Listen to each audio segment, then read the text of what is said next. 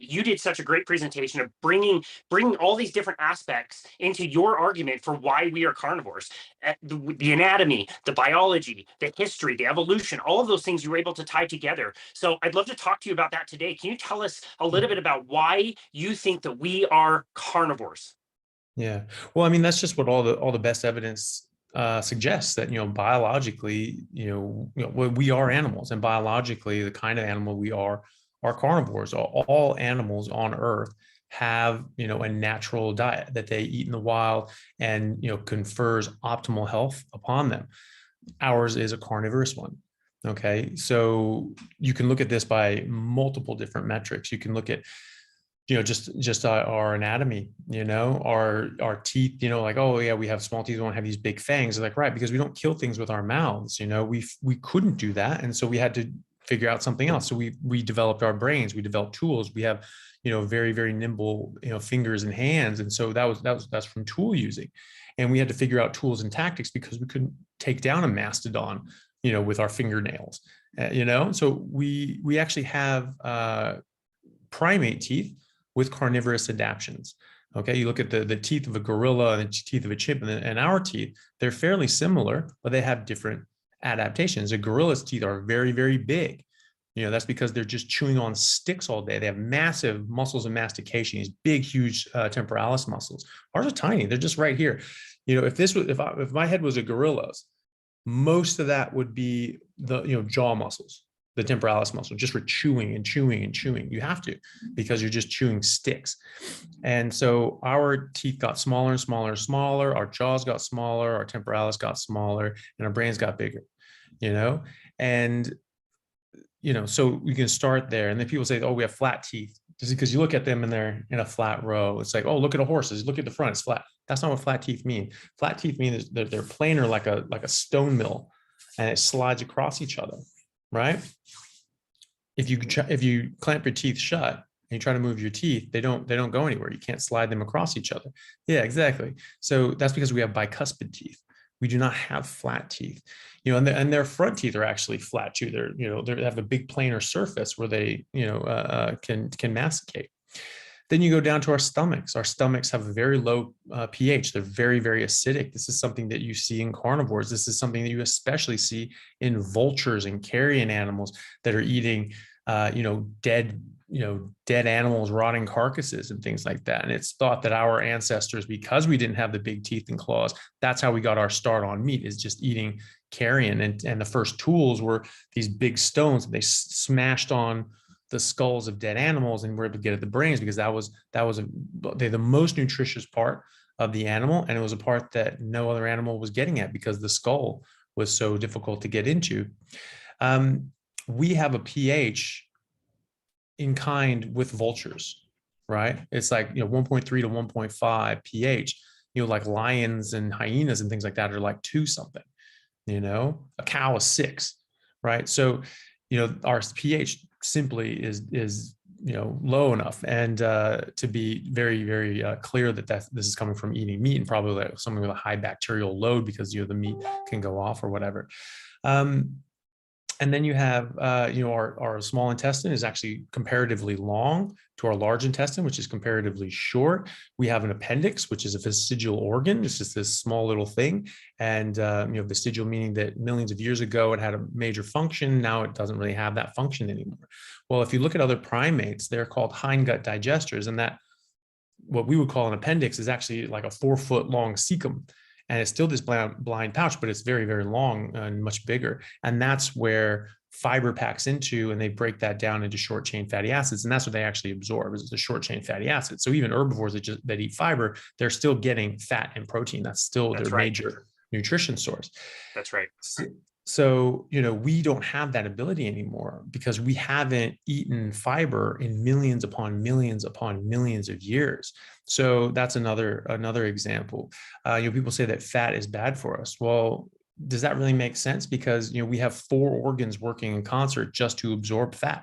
You know, your liver makes bile, your gallbladder stores it, the pancreas secretes, things like lipase to break it down, and then the bile emulsifies those fatty acids, and they get absorbed in your small intestine. So you have 4 organs all working together, very high energy. This is a high energy demand. You're pumping out a lot of energy just to get fat. So if that weren't very, very important, then this would not happen. Our body is in nature, just would not waste its time, and yet it does. So we know that's very important.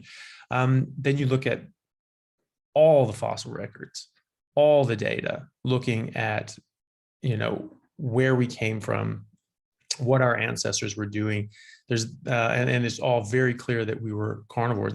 This was never actually in contention. This has been a very well-established fact going back, I don't even know how long. We have just sort of warped our minds now because we say that meat is bad because cholesterol is bad and fat causes heart disease, which it does not. That was false. But we've corrupted this huge body of knowledge that we've carried around with us for centuries. Humans are hunters, apex predators, top of the food chain. Those are terms that that you teach school kids, at least when I grew up. And now they're saying, no, we're herbivores. How can you be an apex predator and an herbivore? Doesn't make any damn sense. And so if you look at the actual data, you actually look at the record, you actually do see that we were apex predators. We were top of the food chain, meaning we ate all the animals below it. I've never seen an apex predator top of the food chain, eat like plants, like, great, sharks don't eat kelp, and lions don't eat grass, so we can look at things through different measures. Like one is very interesting. It's like the stable isotope study. So the stable isotope studies look at, you can take the bones of any animal, and you can look at the different sort of stable isotopes that are in there, and you can trace those back basically to plants. And so these sort of in a steady quantity, like in plants, and then an animal eats that plant, and so you'll see a certain concentration in that animal. But then another animal eats that animal, and now it gets more concentrated because you're eating a lot of animals who are eating a lot of plants. This is sort of like, the same sort of thing when people talk about, in the food chain in the sea, someone gets like mercury in a smaller animal, a smaller fish, and another fish eats that, another fish eats that, and a shark eats that. Well, there's going to be a higher mercury load in them. That's the idea. So it's the same concept. We had a higher carnivore rating than lions, hyenas, foxes, and wolves alive at the same time in the same area. Okay. Wow. Which means that we were eating the lions, hyenas, foxes, and wolves, as well as all the other animals as well. Okay. So that is that's just straightforward. We know these things. This is something that we do, and we can test, and we can measure it, and we have. Okay. And so that really does mean that we are apex predators. We were actually top of the food chain. We actually ate all these other animals below us. And what school kid doesn't know that? What school kid doesn't know that Lewis and Clark went across the US and, had hunting parties and were, shooting animals and eating and packing meat, and the Eskimos and Inuits, they were, they're hunting seals and polar bear and whales, and there aren't any plants to eat up there anyway. So, the Native Americans would do, it's called a, buffalo drop, where they'd, chase a herd of buffalo over a cliff. They'd all crash and burn. And then they would, eat the remains and make pemmican out of the rest. And that was what they'd eat throughout the entire rest of the year. There's endless examples of this. And so, even just looking at, from an anthropological point of view, looking at these native populations, first of all, there's never been a native population ever discovered that was vegan, or even majoritively plant-based, unless they were, in a state of extreme deprivation and starvation. There are countless examples of the Native Americans, the Inuits, the Nanette in Siberia, Sub-Saharan Africans. Genghis Khan. You mentioned Genghis Khan. That's right. That was fascinating. Yeah. And that was like 900 years ago, right? So Genghis Khan and the Mongol horde, they took over the largest contiguous empire that's ever existed. It's second only in sheer landmass to the British Empire at its peak. And that was a naval power. They had a colony here, colony here, colony here. Genghis Khan was just like boom, just like the entire block, most of Asia and most of Europe. And so, they absolutely dominated. And these guys only ate meat. They drank horse blood. They ate horse meat. They'd have some, fermented dairy as well. These guys would go 5 days without eating, and then they would eat a ton of meat. They'd eat like 10 pounds of meat in one sitting, and then they go for 5 more days and just ravage people. And so they had this huge advantage in war and in marching and moving across great distances, because they didn't need to eat. They didn't need to stop for meals all the time. They were hungry all the time with poor nutrition. They weren't just eating gruel and nonsense like the sort of the peasant conscripts that were in these other armies. They also didn't need to have a bunch of cook fires and boil up mash and gruel, all this sort of stuff every night. So they didn't have fires all the time. They could just go silently, and all of a sudden they just show up, bam, you're done. So they had these huge advantages because they were carnivores. Not just because of their health, but logistically, it really helped in every single way. So there's just countless examples. And people say, well, you can't get all the nutrients that you need from meat. And it's just like, well, then how did all these civilizations that are well documented live their entire existences, generation after generation after generation, exclusively eating meat?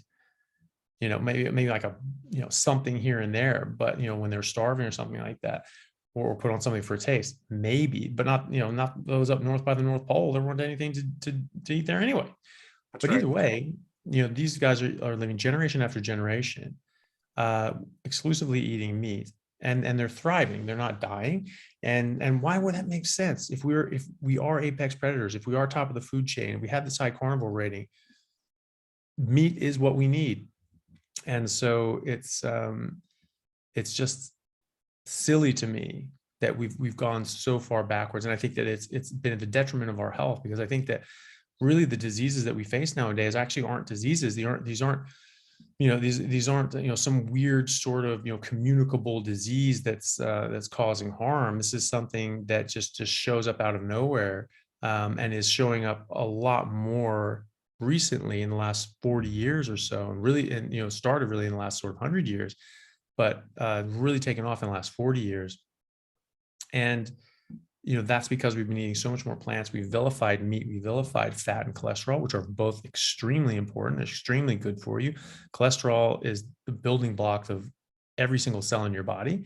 Every single cell membrane in your body is made out of cholesterol. Your hormones like testosterone, estrogen, progestogens, glucocorticoids, mineralocorticoids, these are all made from cholesterol. Cholesterol is very important. You make cholesterol, you need cholesterol, but you actually need more than you make, and so, people don't realize just how unwell you can get when you eat the wrong thing. Just like, any zookeeper worth his salt will tell you that if you feed an animal something that it doesn't eat in the wild, something that it didn't evolve on, it gets sick. This is why you have signs that say, don't feed the animals, your food will make them sick. They don't eat this. You have to, they have to eat what they're supposed to eat. But what do they get sick with? Right? They get obesity, heart disease, liver disease, diabetes, cancer, arthritis, autoimmune diseases, the same things that we do, right? The same things that dogs and cats are getting now. Because these are known carnivores, dogs and cats, known carnivores, and yet we're giving them grain and plant-based kibble. There are people going on TV going, "Oh, my dog is vegan, and it's by choice. He chooses to eat broccoli." Like the hell he did, And every single time they put like a bowl of meat in a bowl of spinach, dog just goes bang and onto the meat, and they're like, "No, Chubby, no, there's lettuce. No, you like lettuce." It's just like clearly it's the dog's choice, right? And the dog is just ignoring his owner. Is just like, get the hell away from me, woman. Like, I'm dying here. And, you could not rip this dog away from this bowl of meat. And dogs are getting sick. Cats are getting sick. Vets are saying that they're seeing a dramatic rise in human diseases. So these diseases in humans, those used to be called Western diseases of the West. These are just like Western explorers that came to, indigenous populations that were just eating meat. Those populations didn't get the diseases of the West. but now they do, and now they get them far more readily than Westerners who have had agriculture for 8,000 years, and these guys have just come across in the last few hundred. Yeah. So they're getting very sick because they when you've had agriculture for 8,000 years, you do build up a bit of a tolerance, but not a huge amount. We still get sick. They just get sick faster. And working in Australia, like right when I got here, I was told that if you have an Aboriginal patient, whatever their age is, just add 20 to it, because those are the diseases, those are the problems you're going to see. Someone who comes in, they're 45, you treat them like they're a 65-year-old, because those are the diseases and problems that they would have, the equivalent of someone else in their 60s. You look at the disparity in health of African Americans to white Americans. Like, I think this is a direct result of having different levels of immunity or levels of resistance to these plant toxins, these plant chemicals. Like diabetes is much higher, metabolic disease is much higher, heart disease is much higher, hypertension is much higher. Well, we know that carbohydrates can cause hypertension. Okay, so these guys are more sensitive to that. They're going to get hypertension more often, and all the rest. Like this is something that you need thousands and thousands of years to even start getting the edge off the shine here. So it takes really hundreds of thousands, if not millions of years to completely change your dietary habits. I mean, it took us millions of years before we went from purely herbivorous to purely carnivorous, probably about 5 million years, anywhere from sort of 3 to 5 million years. And either way, it's millions of years.